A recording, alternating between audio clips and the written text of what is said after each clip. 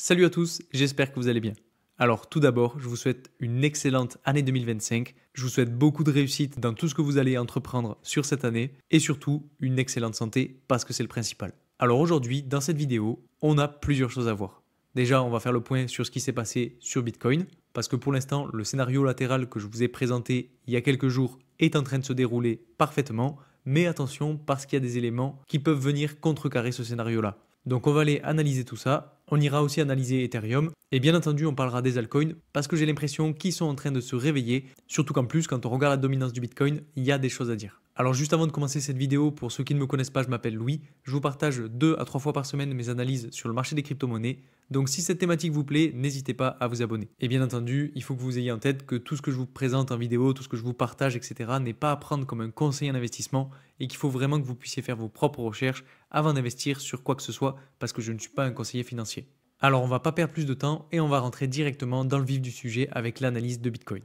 Donc sur Bitcoin, ce qu'il faut regarder, c'est que comme je vous l'avais présenté, on est encore une fois dans ce canal latéral entre 92 000 $ et 100 000 $. Donc ce qui s'est passé, c'est qu'on est tout simplement allé chercher les liquidations qu'il y avait juste ici, donc autour de 91 500, 92 000 $.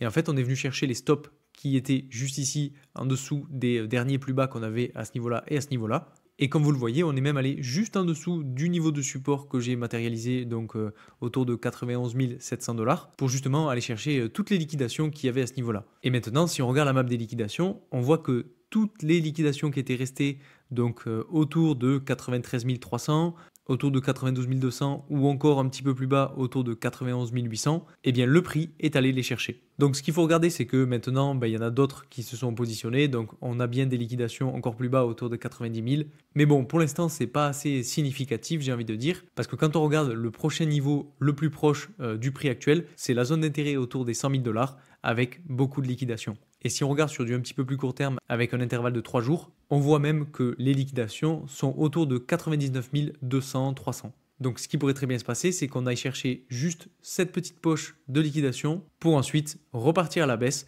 et aller chercher les liquidations qui y a autour de 96 ou de 94 000 $. Et donc là-dessus, finalement, ça nous donnerait bien notre fameux scénario latéral qui viendrait chercher donc les 100 000 $ et qui repartirait ensuite à la baisse pour aller chercher 96, 95 000 $.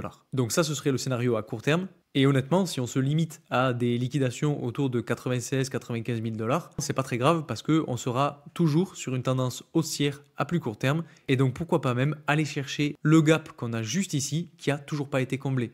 Alors vous voyez que cette zone-là est entre 105 000 et 102 000 $. Et donc si on est toujours sur cette tendance haussière, voilà, ce qu'on pourrait faire, c'est avoir la petite correction, aller chercher donc même le gap qu'on a juste ici, qu'on vient de former entre la chandelle d'hier et d'avant-hier. Donc qu'on aille le chercher, qu'on reparte petit à petit à la hausse. On va chercher les liquidations autour de 100 000 $. On va chercher aussi le gap entre 105 et 102 000 $. Et on continue sur cette tendance haussière jusqu'à potentiellement aller faire un nouvel ATH. Ça, ce serait le meilleur scénario si on a toujours une tendance haussière, si tout se passe bien, etc.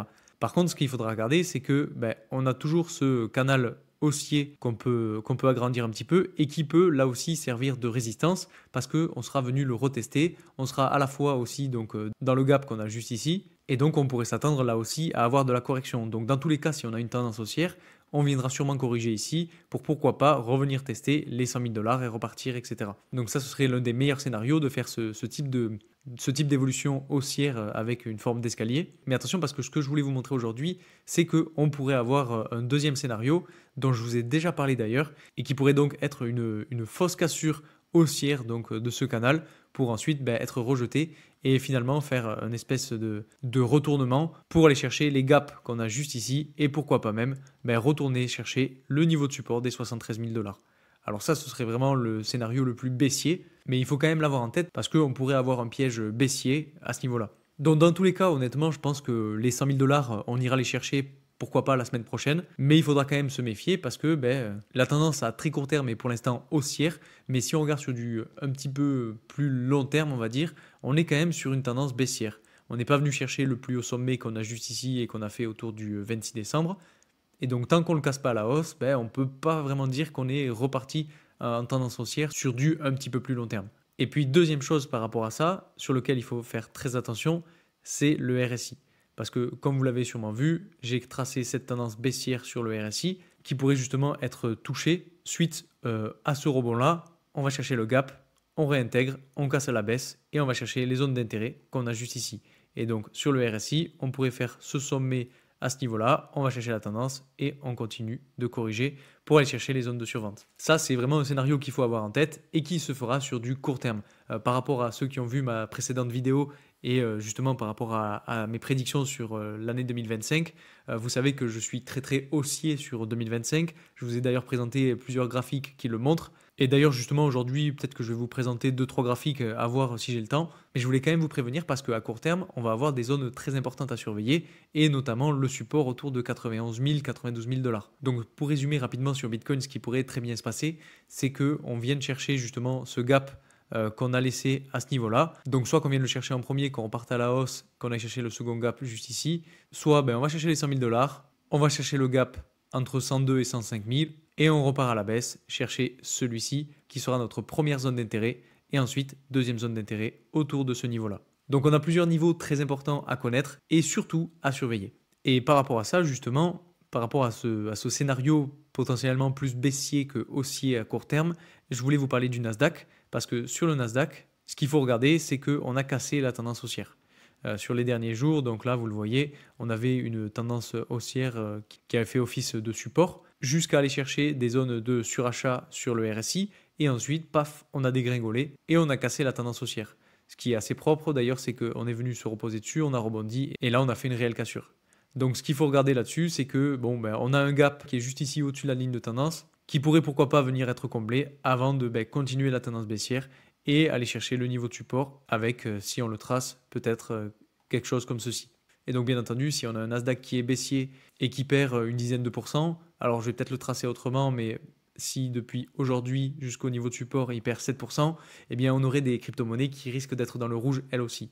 Alors c'est vrai qu'en ce moment, on a quand même des altcoins qui surperforment un petit peu Bitcoin, comme le montre justement la dominance du Bitcoin qu'on ira voir tout à l'heure. Il est quand même possible qu'on ait un petit retournement de situation. Enfin bref, je pense que ça risque pas de se passer sur ce week-end-là, parce que là aujourd'hui, en ce samedi 4 janvier, je pense qu'il va rien se passer de fou. On pourrait potentiellement avoir du mouvement en fin de soirée, donc demain soir, le dimanche, parce que c'est généralement à ce moment-là que ça recommence à bouger. Mais surtout, je pense que ce sera la semaine prochaine qu'on aura du mouvement. Les gens seront rentrés de vacances, ça va repartir. Surtout qu'en plus, si je dis pas de bêtises, la semaine prochaine, on a un calendrier économique qui est assez chargé. Si on regarde, mercredi, on aura des nouvelles de la Fed. Jeudi, on a les inscriptions au chômage. Enfin bref, il y a quand même pas mal de nouvelles économiques qui puissent faire bouger le marché. Et donc à plus court terme sur le Nasdaq, parce qu'il y a quelque chose que je ne vous ai pas dit quand même, c'est qu'au final, tant qu'on ne vient pas casser le niveau de support qu'on a juste ici, j'ai envie de dire tout va bien. Parce qu'on saura finalement aller chercher les derniers stops. Peut-être qu'on fera une mèche ici qui viendra liquider tout le monde pour ensuite repartir à la hausse et continuer la tendance haussière pour faire un nouvel ATH.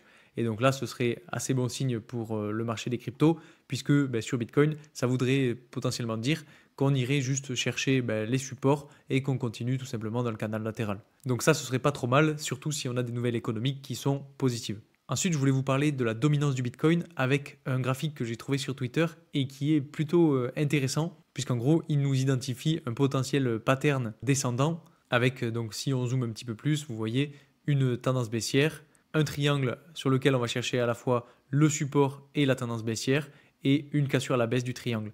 Et donc c'est un petit peu ce qu'on est en train de faire avec en 2017 une grosse correction sur la dominance du Bitcoin permettant donc une altcoin season, une poussée à la hausse, on va chercher la tendance baissière en 2021, correction, alt season. Ensuite on rebondit plusieurs fois sur le support et on va chercher à nouveau la résistance. Alors là ce qu'il faut voir c'est qu'on est quand même sorti de la tendance baissière à la hausse. Mais bon, si on arrive à réintégrer, alors ce sera ultra bon signe et ça pourrait donc indiquer la réalisation de ce pattern avec une potentielle altcoin season.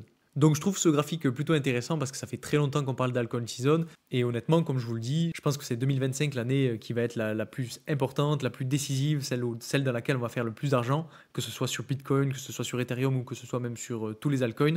Et donc que ce serait justement à ce moment-là qu'on aurait une altcoin season. Donc on a le temps encore, honnêtement, une année c'est assez long, c'est pour ça que je vous en parle depuis maintenant très très longtemps. Pour ceux qui me suivent depuis le début, vous savez que je vous prépare depuis très longtemps, vous savez que je vous partage plusieurs crypto-monnaies. D'ailleurs j'ai eu quelques retours de plusieurs personnes sur des vidéos précédentes qui font extrêmement plaisir parce que c'est vrai que bon, je fais le bilan sur l'année, mais je me suis pas encore amusé à faire le bilan sur mes bientôt 4 ans de partage sur YouTube, mais ça pourrait être intéressant parce que c'est vrai qu'il y a plusieurs crypto-monnaies dont je vous ai parlé très très tôt et qui nous ont fait faire de très gros bénéfices. Enfin bref, ça c'est un autre sujet. Et justement, pour illustrer un petit peu ce que je vous disais par rapport à 2025 et ce dont je viens de vous parler, surtout par rapport aux gains, il y a un autre graphique qui illustre bien ça, qui a été fait par Crypto Rover et qui montre que globalement, on a un sommet historique sur le cycle autour de 275 jours après le halving. Et ça se vérifie quasiment à chacun des cycles. Premier cycle, vous voyez, 275 jours après, on a eu notre sommet historique. Sur le second cycle, pareil, 275 jours après, on a eu une poussée à la hausse qui a duré un petit peu plus longtemps et pendant laquelle on a eu